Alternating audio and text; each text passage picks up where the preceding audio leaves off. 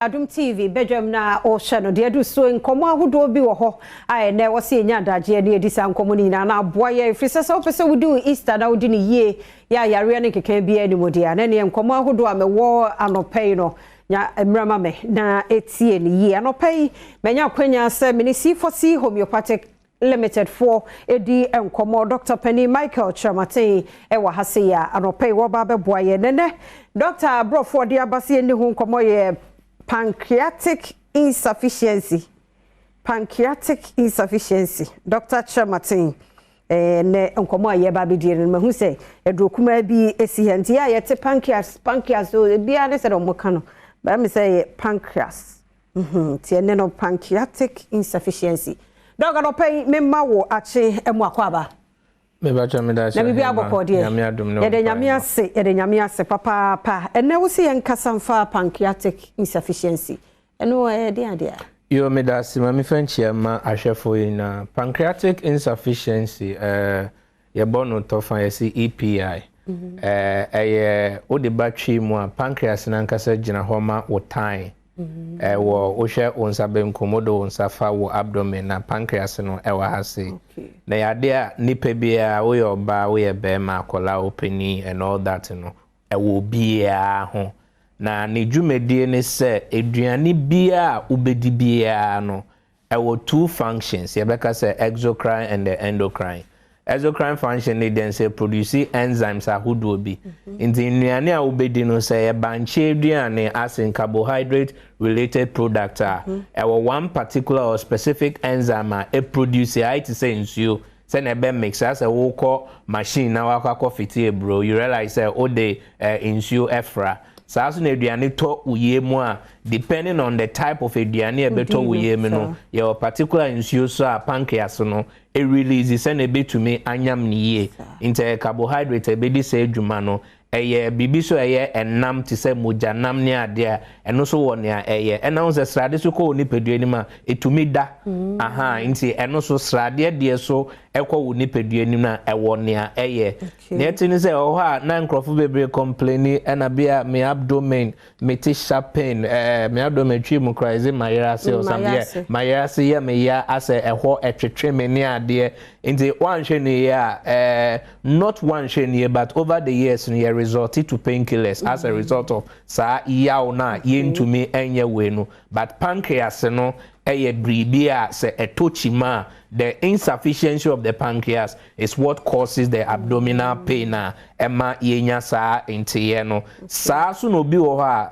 efia odidi pa eduane nye so ondidi odi but ne so tia na ete ne so tia na ete ena obi so ha odio but still no ase wayemre ahonde ese onya ewe eduane ni mu no ontumi nya obi so ha onya num nsuo sisi awie ya na still insu komede no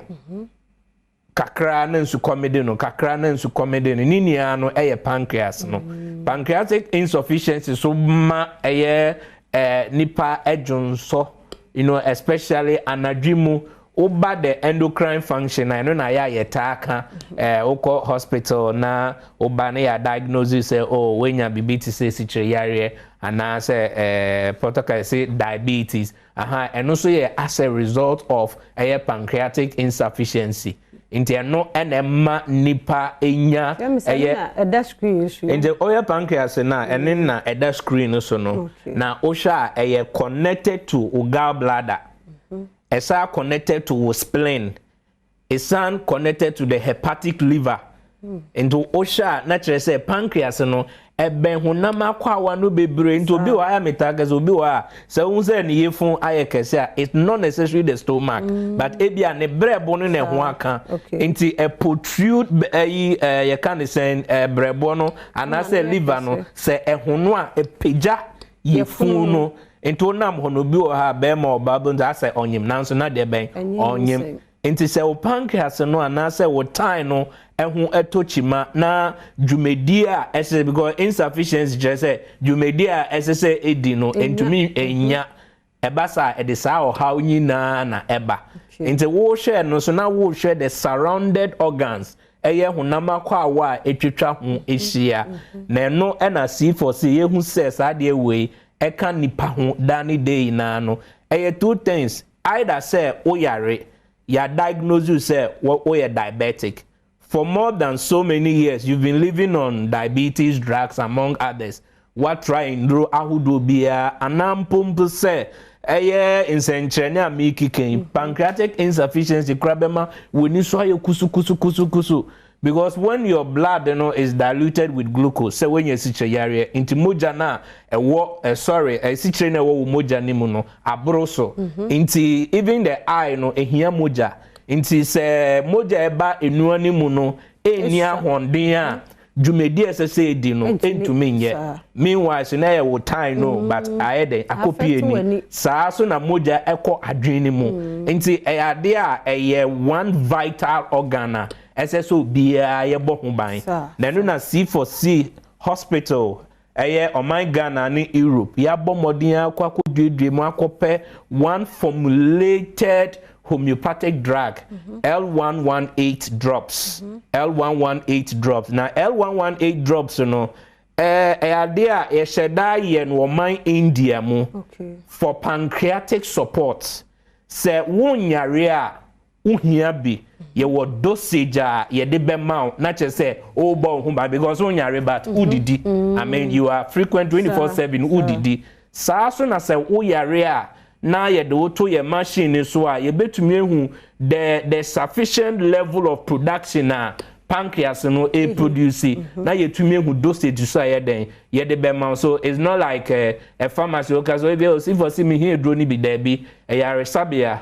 over any of our branches ya share a year in Easter promotion ase and then I pay me ankasa mate nemo ewo Adenta SDA junction so wherever you are upese share Dr. Chermartin and then I pay me free by 9 a.m. na matna Adenta SDA junction by 12 p.m. na mapon 12 noon in the afternoon. Hey, 12 p.m. the other 12 afternoon 12 noon na masore me ye jumende ekusi memreda throughout the Easter no ye juma Easter Monday so ye bejuma over the 9 years ebia what ye nka chane ade untumi make this opportunity na bra C4C hospital wa denta obesa wo shame yankasa obehia me ho Kumasi Dr. Memuna so atna senda na pay so the whole of Ashanti region but modern na bra ejuso kwamo saa so na oko central region na Cape Coast Addison Garden so Dr.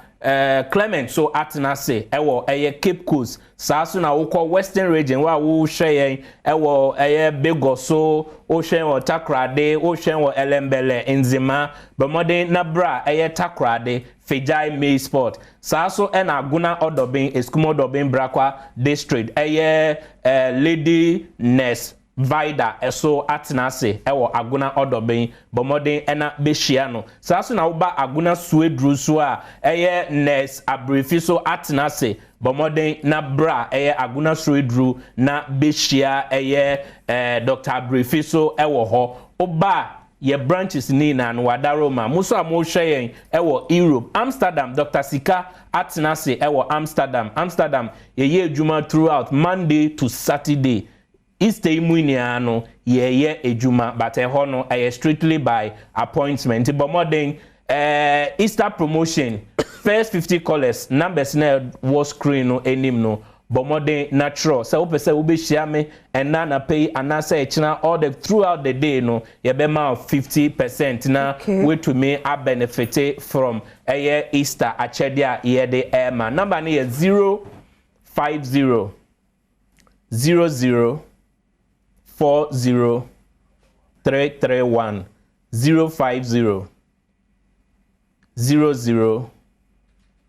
40331 Europe line is here +31 61 833 8997 +31 61 833 8997. That's say Papa Dr. Michael Chermartin, a medical specialist war C4C Homeopathic Limited and ne when you have a common friend number na Easter imu opportunity ni 50% discount di muye na ne wo mo anya adwuma me ne na wie foforo nso we che ye kwaba